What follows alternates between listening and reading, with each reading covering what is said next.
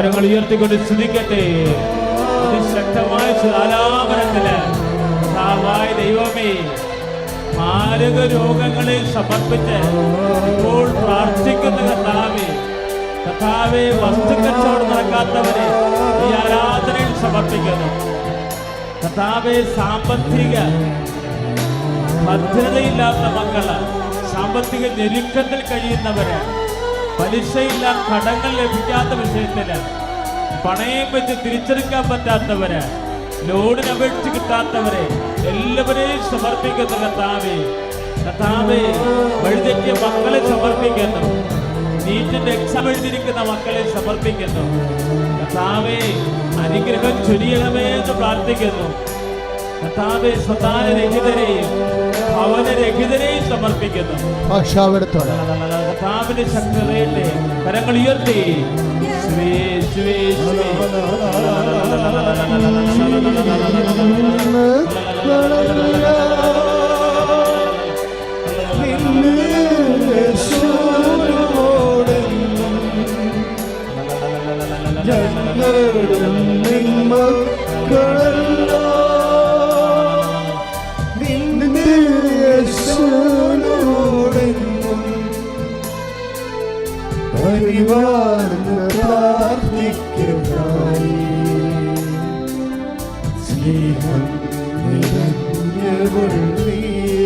കനിവാർന്ന് പ്രാർത്ഥിക്കതായി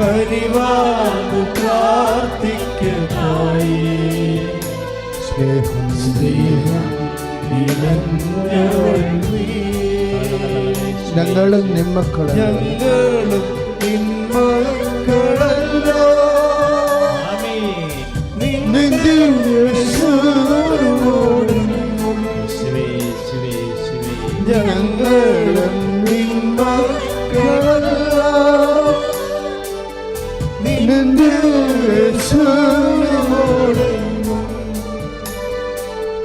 കനിവാർന്ന് പ്രാർത്ഥിക്കതായി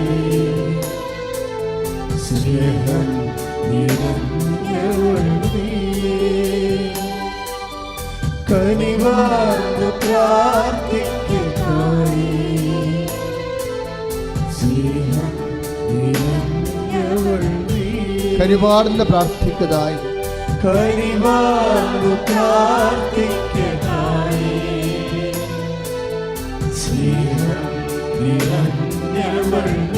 ഒരുമിച്ച് കനിവാർന്ന് പ്രാർത്ഥിക്കതായി കനിവാർന്ന് പ്രാർത്ഥിക്കതായി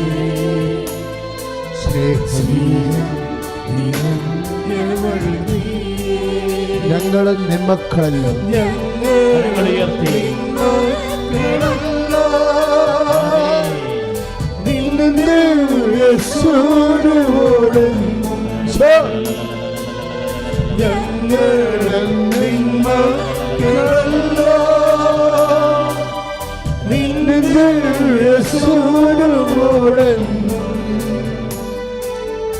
കനിവാർന്ന് പ്രാർത്ഥിക്കതായി സ്നേഹം നിറഞ്ഞവളേ, കനിവാർന്ന് പ്രാർത്ഥിക്കതായി കനിവാർന്ന് പ്രാർത്ഥിക്കതായി സ്നേഹം നിറഞ്ഞവളേ, ശ്രുതിയുടെ ഹല്ലേലൂയ. കനിവാർന്ന് പ്രാർത്ഥിക്കതായി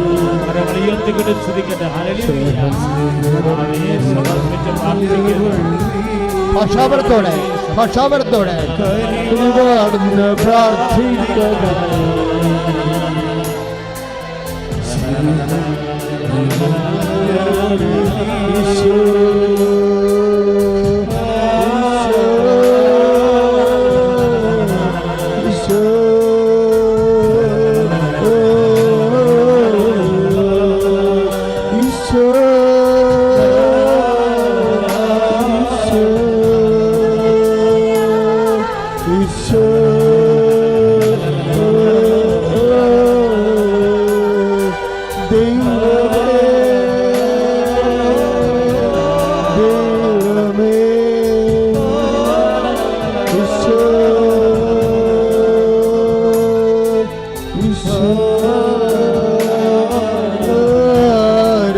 ആരാധന.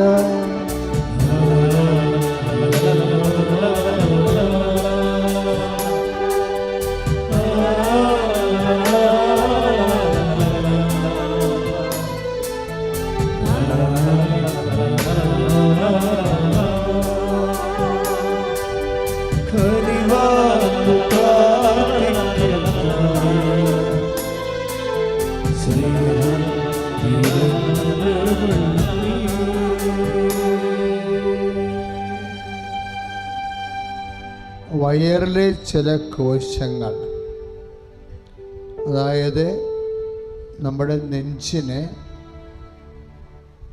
ഒരു 6 വിരൽ താഴെ, എന്നാ അവയവമെന്ന് അറിയത്തില്ല, നെഞ്ചിന് 6 വിരൽ താഴെ ഒരു 4 വിരൽ നീളത്തിൽ 2 ഇഞ്ച് വീതിയിൽ കോശങ്ങൾ കളർ മാറിക്കൊണ്ടിരിക്കുന്നു. ആ കളറ് ചാണകത്തിൻ്റെ കളറായി കോശങ്ങൾ മാറിക്കൊണ്ടിരിക്കുന്നു. ആ വ്യക്തിയെ കർത്താവ് സ്പർശിച്ച് സുഖപ്പെടുത്തിക്കൊണ്ടിരിക്കുന്ന ഹല്ലേലൂയ.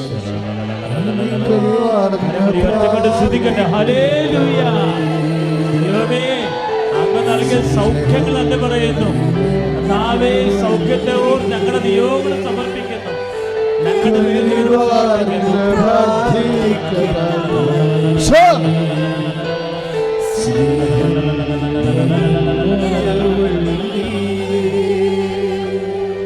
അസ്ഥികളെ സമർപ്പിച്ച് പ്രാർത്ഥിക്കാൻ ആത്മാവ് ആവശ്യപ്പെടുന്നു.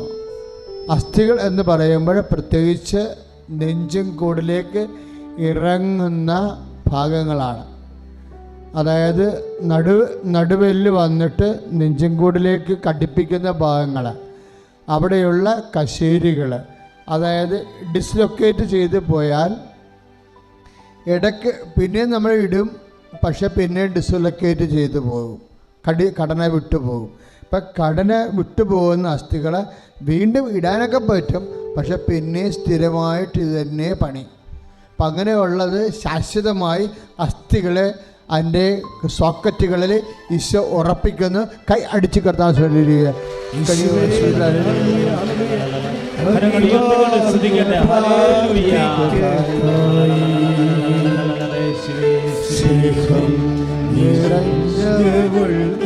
ശ്രുതികട ഹല്ലേലൂയ.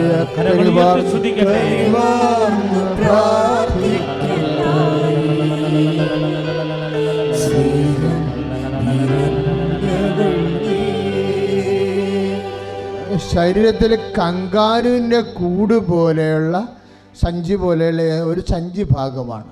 ശ്രദ്ധിക്കുക, ശരീരത്തിൻ്റെ ഉള്ളിലെ സഞ്ചി ഭാഗങ്ങൾ ചിലപ്പോൾ ആമാശയമാകാം, അല്ലെങ്കിൽ മൂത്രാശയമാകാം. ആ സഞ്ചി ഭാഗങ്ങളിൽ വെള്ളം ഇങ്ങനെ നിറഞ്ഞു വരുന്നു. അതങ്ങോട്ടുമില്ല ഇങ്ങോട്ടും ഇല്ലാത്ത രീതിയിൽ കിടക്കുന്നു.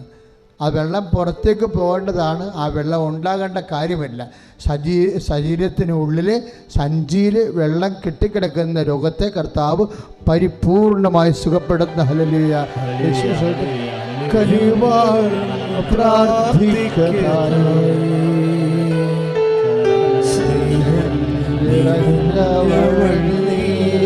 സ്വരത്തിലെ കനിവാർന്ന് പ്രാർത്ഥിക്കുക.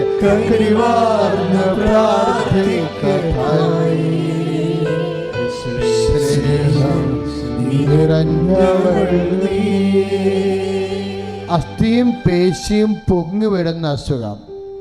ഒരു ഗോലിയുടെ വലിപ്പത്തിൽ അസ്ഥിയോട് കൂടി അസ്ഥി ഉണ്ട് ഉള്ളിൽ. അസ്ഥി ചെറുതായിട്ടാണിങ്ങനെ ക്രമാതീതമായിട്ട് പൊന്തൽ കാണിക്കണത്. പക്ഷേ അതിൻ്റെ പുറമെ ചുറ്റിയിരിക്കുന്ന പേശികൾ അതിനേക്കാൾ കൂടുതൽ പൊന്തിയിട്ടുണ്ട്.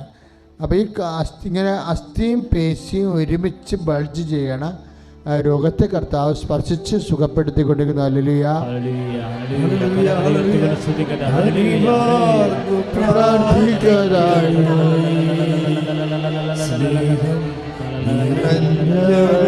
ഒരുമിച്ച് പാടണം. കനിവാർന്ന്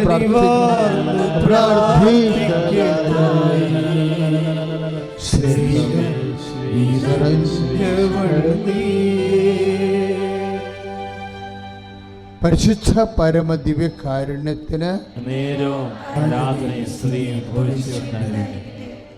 പരിശുദ്ധ പരമ ദിവ്യകാരുണ്യത്തിന് നേരവും ആരാധനയും സ്തുതിയും പുകഴ്ചയുണ്ടായിരിക്കട്ടെ. പരിശുദ്ധ പരമ നേരവും ദിവ്യകാരുണ്യത്തിന് ആരാധനയും സ്തുതിയും പുകഴ്ചയുണ്ടായിരിക്കട്ടെ. ഇരിക്കുക.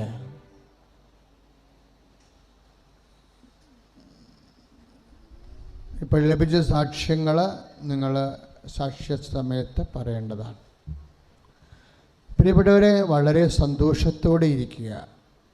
നമ്മൾ വളരെ ഗൗരവതരമായ കുറേ ദൈവിക ഇടപെടലുകൾ പ്രാർത്ഥനാപൂർവം ശ്രദ്ധിക്കായിരുന്നു. ദൈവികമായ കുറേ ഇടപെടലുകൾ,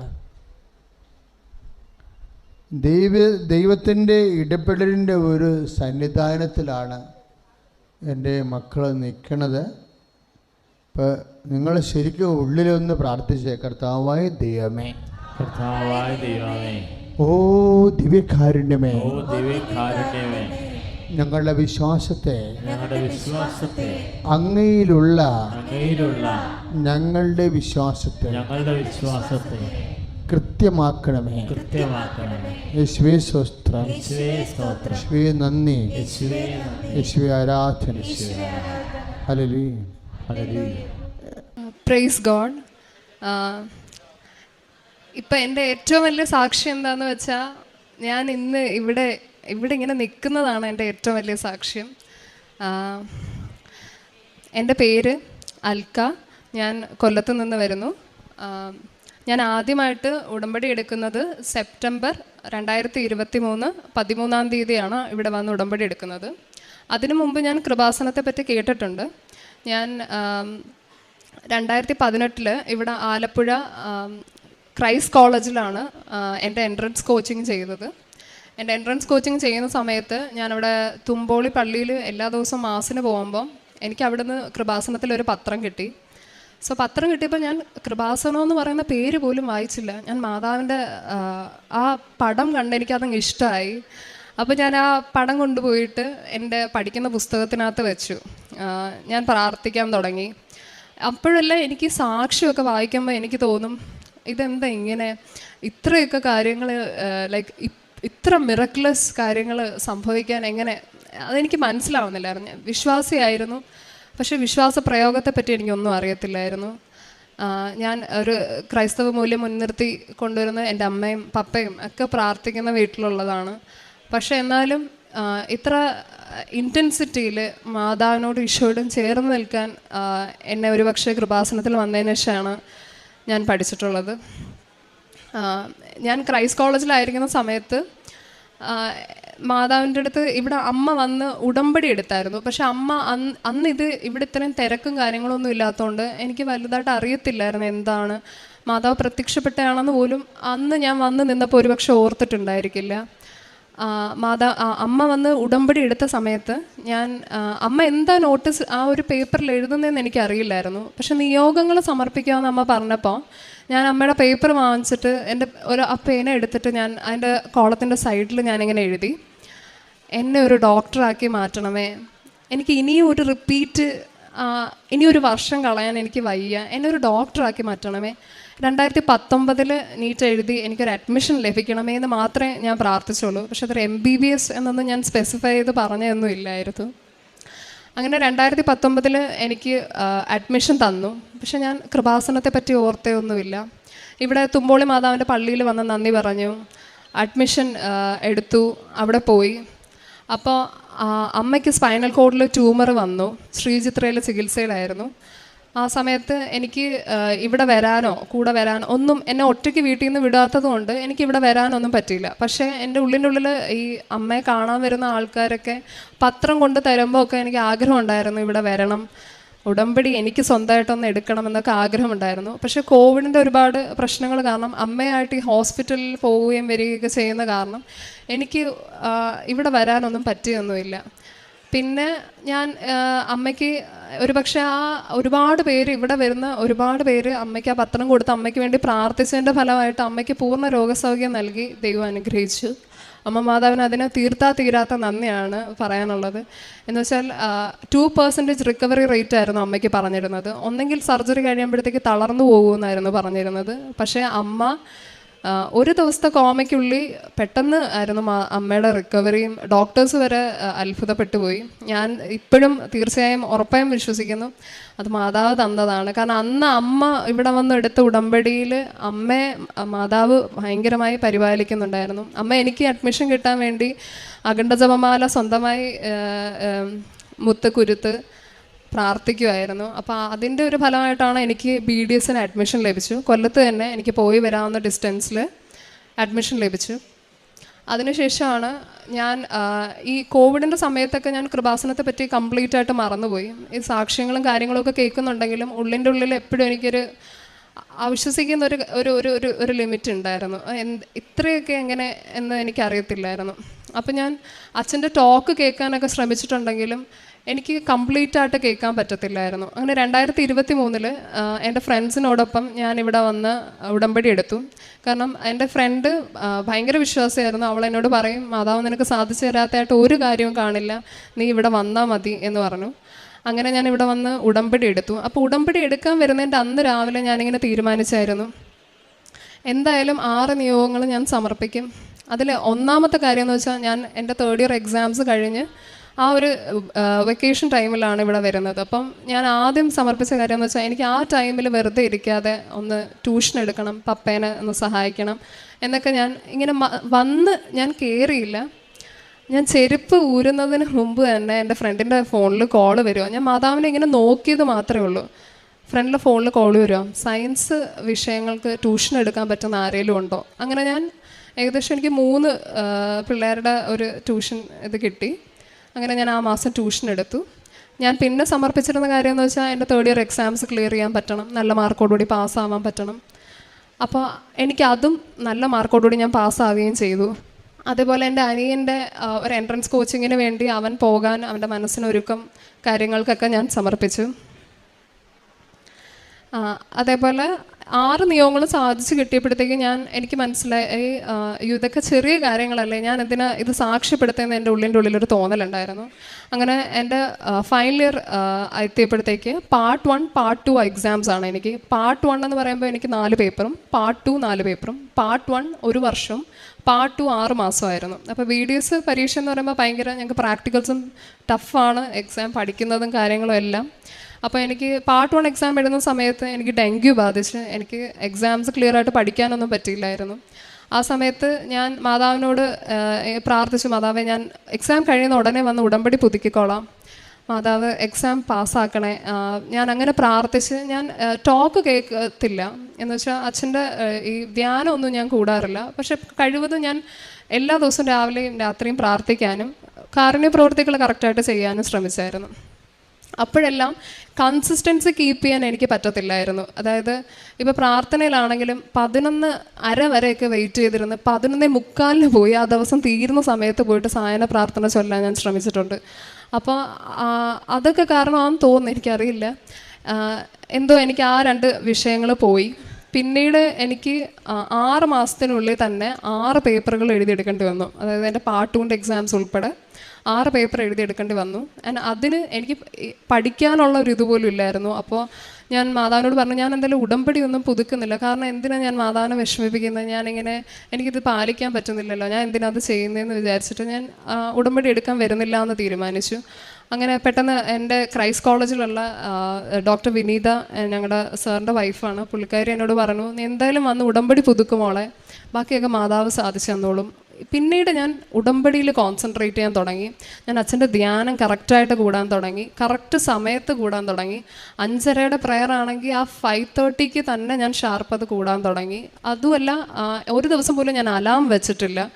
അലാം വെക്കാതെ തന്നെ ആ സമയത്ത് അതിന് മുമ്പായിട്ട് തന്നെ ഒരു 5 മണിക്ക് എഴുന്നേറ്റ് ഒരുങ്ങി ആ പ്രാർത്ഥനയ്ക്ക് ഇരിക്കാൻ എനിക്ക് സാധിച്ചു. പിന്നെ എൻ്റെ ആത്മീയ ജീവിതത്തിൽ ഒരുപാട് വളർച്ചയുണ്ടായി. അതാണ് എൻ്റെ ഏറ്റവും വലിയ കാര്യം. അതേപോലെ ഞാൻ എക്സാമിൻ്റെ പ്രിപ്പയർ ചെയ്ത 6 വിഷയങ്ങളുടെ തലേ ദിവസങ്ങളിലും പള്ളിയിലൊക്കെ എൻ്റെ തിരുനാൾ ദിവസങ്ങളൊക്കെ ആയത് കാരണം എനിക്ക് അധികം പ്രിപ്പയർ ചെയ്യാനൊന്നും പറ്റിയില്ല, ഒന്നും പഠിച്ചിട്ടുമില്ല. എൻ്റെ സർജറി എക്സാംസൊക്കെ ആണെങ്കിൽ ഞാൻ ഒരുപാട് ടോപ്പിക്സ് കവർ ചെയ്യാൻ കിടപ്പുണ്ടായിരുന്നു. സോ ആ സമയത്തായിരുന്നു ഞാൻ ഓരോ ദിവസവും ഓരോ എക്സാമിൻ്റെ തലേന്നും ഞാൻ ഒന്നെങ്കിൽ കുറച്ച് നേരം അഡോറേഷന് പോയിരിക്കും. അഡോറേഷൻ ഇരുന്നിട്ട് അച്ഛൻ ധ്യാനത്തിൽ പറയുന്ന കാര്യങ്ങൾ എനിക്ക് എല്ലാം ഒറ്റ സ്ട്രെച്ചിന് കോൺസെൻട്രേറ്റ് ചെയ്യാൻ പറ്റാത്ത കാരണം ഞാൻ ധ്യാനം കേൾക്കുന്നത് അതേപോലെ എഴുതുമായിരുന്നു. അത് എഴുതി വെച്ചായിരുന്നു ഞാൻ പ്രാർത്ഥിക്കുന്നത്. കാരണം എനിക്ക് അത്രയും മനസ്സിലാക്കാനുള്ള ഇതല്ലാത്തതുകൊണ്ടാണോ എനിക്കറിയില്ല, ഞാനത് എഴുതി വെച്ച് അപ്പോൾ എനിക്കൊരു ക്ലാരിറ്റി കിട്ടാൻ തുടങ്ങി. കഴിഞ്ഞ ആഴ്ചത്തെ ധ്യാനവും ഈ ആഴ്ചത്തെ ധ്യാനവും തമ്മിലുള്ള കണ്ടിന്യൂവേഷൻ എനിക്ക് മനസ്സിലായി. ബിക്കോസ് അച്ഛൻ്റെ ധ്യാനമാണ് നമുക്ക് ഈ ഉടമ്പടിയിൽ നിലനിൽക്കാനുള്ള ഒരു പമ്പിങ് സ്റ്റേഷൻ എന്ന് എനിക്ക് മനസ്സിലായി. ബിക്കോസ് ബാക്കി എല്ലാ ഉടമ്പടി പുതുക്കലിലും ഞാൻ കണ്ടിന്യൂസ് ചെയ്തുകൊണ്ടിരുന്നത് എല്ലാം അതേപോലെ പോകുന്നുണ്ടായിരുന്നു. പക്ഷേ എനിക്ക് മാതാവുമായിട്ടൊരു കണക്ഷൻ ബിൽഡപ്പ് ചെയ്യാനുള്ള ടിപ്സ്, ഹാക്സ് ഇതെല്ലാം അച്ഛൻ്റെ ധ്യാനത്തിലൂടെയാണ് എനിക്ക് ലഭിച്ചത്. അങ്ങനെ എൻ്റെ റിസൾട്ട് വരുന്ന സമയമായി. അപ്പോൾ പാർട്ട് 1ൻ്റെ റിസൾട്ട് ഞാൻ ഇവിടെ വന്നായിരുന്നു അറിഞ്ഞത്. ഞാൻ മാതാവിൻ്റെ അടുത്ത് കാണിച്ചു, മാതാവേ 2 പേപ്പർ പോയി, എന്താണെന്ന് എനിക്കറിയില്ല. അപ്പം അന്ന് ഞാൻ റോസാപ്പൂ മാലയൊക്കെ ആയിട്ടാണ് വന്നത്. കാരണം എനിക്ക് അത്ര വിശ്വാസമായിരുന്നു ഉറപ്പായിട്ടും പാർട്ട് 1 പേപ്പേഴ്സ് കിട്ടും. പക്ഷേ കിട്ടിയില്ല. പാർട്ട് 2ൻ്റെ റിസൾട്ട്സ് വരാറായപ്പോഴത്തേക്ക് ഞാൻ മാതാവിനോട് പറഞ്ഞു, എന്തായാലും ഈ പ്രാവശ്യം ഞാൻ പൂവൊന്നും കൊണ്ടുവരുന്നില്ല, ഞാൻ വന്ന് പ്രാർത്ഥിക്കാം. അപ്പോൾ ഞാൻ ഈ പ്രാവശ്യം എപ്പോഴും ഞാൻ കോൺസെൻട്രേറ്റ് ചെയ്യുന്നത് മാതാവിൻ്റെ സാന്നിധ്യത്തിന് വേണ്ടിയായിരുന്നു. അപ്പോൾ ഞാൻ എക്സാമിൻ്റെ സമയത്തൊക്കെ പ്രാർത്ഥിക്കുമ്പോൾ എനിക്ക് എപ്പോഴും തോന്നും, ഞാൻ എൻ്റെ ചെയറിൽ നിന്ന്, ഡെസ്കിൻ്റെ സൈഡിലുള്ള ചെയറിൽ നിന്ന് ഇറങ്ങി മുട്ടുകുത്തി നിന്നായിരുന്നു ജപമാല ചൊല്ലുന്നത്. അപ്പോൾ ജപമാല ചൊല്ലുമ്പോൾ എനിക്ക് എപ്പോഴും തോന്നും എൻ്റെ ബെഡിൽ മാതാവ് ഇരിക്കുന്നതായിട്ട് എനിക്ക് ഫീൽ ചെയ്തിട്ടുണ്ട് ഓരോ പ്രാവശ്യവും. അപ്പോൾ ഞാൻ 9 മണി വരെ ഞാൻ പ്രാർത്ഥിച്ചതിന് ശേഷമായിരിക്കും പഠിക്കാനിരിക്കുന്നത്. അമ്മയൊക്കെ ചോദിക്കും, എന്ത് നീ പഠിച്ചിട്ടാണ് നാളെ എഴുതാൻ പോകുന്നതെന്ന് അമ്മയ്ക്ക് വരെ ഭയമായി പോയിട്ടുണ്ട്. അപ്പോൾ ഞാൻ ഒന്നും പഠിച്ചിട്ടില്ല. പക്ഷേ ഞാൻ ആ 10 മണി തൊട്ട് പഠിക്കാനിരിക്കുന്ന സമയത്ത് ഞാൻ മാതാവിൻ്റെ പത്രം എടുത്ത് എൻ്റെ ടെക്സ്റ്റ് ബുക്കിൽ വെക്കും, ഒരു പേജ് ഓപ്പൺ ആക്കും, അതിലിങ്ങനെ കുറേ നേരം നോക്കിക്കൊണ്ടിരിക്കും, എൻ്റെ ഹെഡിങ്സ് ഒക്കെ നോട്ട് ചെയ്ത് വെക്കും. മാതാവ് എന്നെ അനുഗ്രഹിച്ച് എനിക്ക് എന്താ പറയുക, സഞ്ചാരി മാതാവ് എൻ്റെ കൂടെ അടുത്ത് വരണേന്ന് പറയുന്നത് എനിക്ക് ശരിക്കും അത് ഫീൽ ചെയ്യാൻ പറ്റുന്നുണ്ടായിരുന്നു ഓരോ നിമിഷവും. ഞാൻ എന്താണോ ആ എസ്സേ വായിച്ചത് അതേ എസ്സേ ക്വസ്റ്റ്യൻ തന്നെ, എല്ലാവർക്കും പേപ്പേഴ്സ് ടഫായിരുന്ന സമയം എൻ്റെ എസ്സേ ക്വസ്റ്റ്യൻസൊക്കെ എനിക്ക് എളുപ്പമായിരുന്നു. അപ്പോൾ എനിക്ക് മനസ്സിലായി, ഞാൻ വെഞ്ചരിച്ച കാശ് രൂപവും എൻ്റെ ഉപ്പും ഇതെല്ലാം ഞാൻ എക്സാം ഹാളിലും ഇരിക്കുന്നിടത്തും ഞാൻ ഏറ്റവും ഫസ്റ്റ് റോൾ നമ്പർ ആയതുകൊണ്ട് ഞാൻ ഏറ്റവും ഫ്രണ്ടിലായിരിക്കുന്നത്. അപ്പോൾ ഈ ഉപ്പൊക്കെ ഈ ആൻസർ ഷീറ്റിനകത്ത് ഇടാനൊക്കെ ഞാൻ കുറച്ച് പാടുപെട്ടായിരുന്നു. പക്ഷെ സ്റ്റിൽ അതൊക്കെ മാതാവ് എന്നെ ഹെൽപ്പ് ചെയ്തു. ഞാൻ ആൻസർ ഷീറ്റിലിട്ട് കുരിശ് വരച്ച് വിശ്വാസ പ്രമാണം ചൊല്ലി പ്രാർത്ഥിക്കുമായിരുന്നു. അതിൻ്റെയൊക്കെ ഫലമായിട്ട് ഞാൻ എൻ്റെ എക്സാംസ് ക്ലിയർ ചെയ്തു. ഞാനപ്പോൾ എക്സാമിൻ്റെ ഒരു എക്സാമിൻ്റെ തലേന്ന് എനിക്ക് പറ്റിയില്ല. പ്രാർത്ഥിക്കാനായാലും എല്ലാ കാര്യങ്ങളും ചെയ്യുന്നുണ്ട്, പക്ഷെ പഠിക്കാൻ എനിക്ക് പറ്റിയില്ല. ഞാൻ ഉറങ്ങിയും പോയി. രാവിലെ എഴുന്നേറ്റിട്ട് എനിക്കിനി 1/2 മണിക്കൂറുള്ളൂ. അതുകൊണ്ട് എന്ത് വായിച്ച് എന്ത് എഴുതണമെന്ന് എനിക്കറിയില്ല. സോ അതിൻ്റെ തലേ ദിവസം ഞാൻ മാതാവിൻ്റെ പഠിക്കാൻ പറ്റാത്തത് കൊണ്ട് മാതാവിൻ്റെ ഫോട്ടോ ഞാൻ ഇങ്ങനെ വരച്ചു. എനിക്ക് വരയ്ക്കാൻ ഇത്ര കഴിവില്ല, എന്ന് വെച്ചാൽ ആ ഒരു ആൾക്കാരുടെ പോർട്രേറ്റ് ഒന്നും വരയ്ക്കാൻ എനിക്കറിയില്ല. അല്ലാതെ ഉള്ള കാര്യങ്ങളെ ഞാൻ വരച്ചിട്ടുള്ളൂ. അപ്പോൾ ഞാൻ മാതാവിനെ ഞാൻ വരച്ചു. ആ എക്സാമിനാണ് എനിക്ക് ഏറ്റവും കൂടുതൽ മാർക്കുള്ളത്. ബിക്കോസ് ഞാൻ ആ എക്സാമിനൊന്നും പഠിച്ചിട്ടില്ല, എന്താ അതിനെഴുതിയെന്ന് പോലും അറിയില്ല, കരച്ചിലും നിലവിളിയായിരുന്നു. പക്ഷെ ആ എക്സാമിനാണ് എനിക്കത് കിട്ടിയത്. അപ്പോൾ ഞാൻ ഇവിടെ വന്ന് എൻ്റെ റിസൾട്ട്സ് വരുന്നതിന് മുമ്പ് അച്ഛനെ വന്ന് ഞാൻ കണ്ടു. അച്ഛൻ എൻ്റെ തലയിൽ കൈവച്ചിട്ട് അച്ഛൻ ചോദിച്ചു, എന്താ മോളെ 2ാമത് എഴുതിയെന്നാണ് ചോദിച്ചത്. ഞാൻ അച്ഛനോടൊന്നും പറഞ്ഞില്ല. അപ്പോൾ തന്നെ എനിക്ക് മനസ്സിലായി മാതാവ് എൻ്റെ കാര്യം ഏറ്റെടുത്തിട്ടുണ്ട് എന്ന് മനസ്സിലായി. അപ്പോൾ എൻ്റെ റിസൾട്ട്സ് വരുന്നതിൻ്റെ അന്ന് പാർട്ട് 1 എക്സാംസ് വന്ന സമയത്തും ഇതേ കണക്ക് 2 ദിവസമായിട്ട് ഇന്ന് വരുമെന്ന് പറഞ്ഞിട്ട് അത് പിറ്റേ ദിവസമായിരുന്നു വന്നത്. അപ്പം ഇവിടെ വന്ന് ഞാൻ ഫസ്റ്റ് ഡേ ഞാൻ പറഞ്ഞു, മാതാവേ ഞാൻ എന്തായാലും വരില്ല, കാരണം കഴിഞ്ഞ പ്രാവശ്യം ഇതേ കണക്കായിരുന്നു, റിസൾട്ട് ഞാൻ വീട്ടിൽ ഇരുന്ന് അറിഞ്ഞോളാം. അപ്പം ചൊവ്വാഴ്ചയായിരുന്നു, അച്ഛൻ്റെ ധ്യാനം കൂടിയിട്ട് ഞാൻ റിസൾട്ട്സ് വെയിറ്റ് ചെയ്തിരുന്നു, വന്നില്ല. അപ്പോൾ എനിക്ക് മനസ്സിലായി പിറ്റേ ദിവസം ഞാൻ ഇവിടെ വരണം, അതാണ് മാതാവ് ആഗ്രഹിക്കുന്നതെന്ന് എനിക്ക് മനസ്സിലായി. അപ്പോൾ പിറ്റേ ദിവസം ഞാൻ രാവിലെ ഇവിടെ വന്നപ്പോൾ ഞാൻ മാതാവിനോട് പറഞ്ഞു, ഇന്ന് ഞാൻ പൂവൊന്നും കൊണ്ടുവന്നിട്ടില്ല, ഒന്നും ഞാൻ ചെയ്തിട്ടില്ല, ഞാൻ നേരെ വരിക, കൊന്ത പഠിക്കുക. അപ്പം ഞാൻ എപ്പോഴൊക്കെ ഇവിടെ വന്നിരുന്നിട്ടുണ്ടെങ്കിലും എനിക്ക് മാതാവിൻ്റെ പ്രസൻസ് ഫീൽ ചെയ്യാൻ പറ്റുന്നുണ്ട്. നല്ലപോലെ സുഗന്ധാഭിഷേകം എനിക്ക് ഉണ്ടായിട്ടുണ്ട്. എൻ്റെ ഉടമ്പടി പുതുക്കലിൽ എനിക്ക് ഈ പ്രാവശ്യമാണ് ഞാൻ എന്താ പറയുക, എൻ്റെ ആത്മീയ ജീവിതത്തിൽ ഒരുപാട് ഉണർവുണ്ടായതും ബൈബിള് വായിക്കാനും പേഴ്സണൽ പ്രെയർ ചെയ്യാനും ബൈബിളിൽ ഓരോ വേർഡിങ്സ് റിഫ്ലക്റ്റ് ചെയ്ത് അതിൻ്റെ റിവലേഷൻ ഒരുവിധമൊക്കെ എനിക്ക് മനസ്സിലാക്കാൻ സാധിച്ചു. മാതാവ് എനിക്ക് പറഞ്ഞു തരുന്നുണ്ടായിരുന്നു ബൈബിളിൽ എന്താണ് ഈ പാസേജിലൂടെ നിൻ്റെ ജീവിതത്തിന് നീ എന്താ ചെയ്യേണ്ടതെന്ന് എനിക്ക് പറഞ്ഞു തരുന്നുണ്ടായിരുന്നു. അങ്ങനെ എൻ്റെ റിസൾട്ട് വെയിറ്റ് ചെയ്ത് ഞാനിവിടെ വന്നപ്പം എൻ്റെ കയ്യിൽ ബാലൻസ് ഇല്ലാത്ത കാരണം ഓട്ടോക്കാരൻ എന്നോട് പറഞ്ഞു, മോളെ എൻ്റെ കയ്യിൽ ഇത്രയും ഇല്ല. അപ്പം ഞാൻ പറഞ്ഞു, അങ്കിളെ എൻ്റെ കയ്യിലും ചേഞ്ച് ഇല്ല. അപ്പം ഞാൻ ഒരു ആൻറ്റി പെട്ടെന്ന് എൻ്റെ മുമ്പിൽ വന്ന് നിന്നിട്ട് പറഞ്ഞു, സാധാരണ ഞാൻ ഇവിടെ വന്ന് പൂവൊക്കെ വാങ്ങിക്കാൻ വല്ലതും നിൽക്കുവാണെങ്കിൽ 200 അല്ലെങ്കിൽ 150, 300 രൂപ എങ്ങനെയൊക്കെയാണ് പറയുന്നത്. പെട്ടെന്നൊരു ആൻറ്റി എൻ്റെ അടുത്ത് വന്നിട്ട് പറഞ്ഞു, മോളെ ഇത് 50 രൂപയേ ഉള്ളൂ, ഈ പൂവ് എടുത്തോ എന്ന് പറഞ്ഞു. അപ്പോൾ ഇത് റോസാ പൂവും മുല്ലപ്പൂവും ചേർത്ത പൂവാണ്, ഇതുവരെ ഞാൻ ഇങ്ങനെ കണ്ടിട്ടില്ല ഇവിടെ. അപ്പം ഞാൻ പറഞ്ഞു ഓക്കെ, ഞാൻ വാങ്ങിച്ചു. എന്നിട്ട് ഞാൻ ഈ മാതാവിൻ്റെ ഫ്രണ്ടിൽ, ആ ഗ്രോട്ടോടെ ഫ്രണ്ടിൽ കൊണ്ടുവന്ന് തൂക്കാൻ നേരത്തെ എൻ്റെ അടുത്ത് മാതാവ് പറഞ്ഞാ, പൂവൊന്നും കൊണ്ടുവന്നല്ലോ എന്നൊരു ചോദ്യം. അങ്ങനെ എനിക്ക് പെട്ടെന്ന് തോന്നി.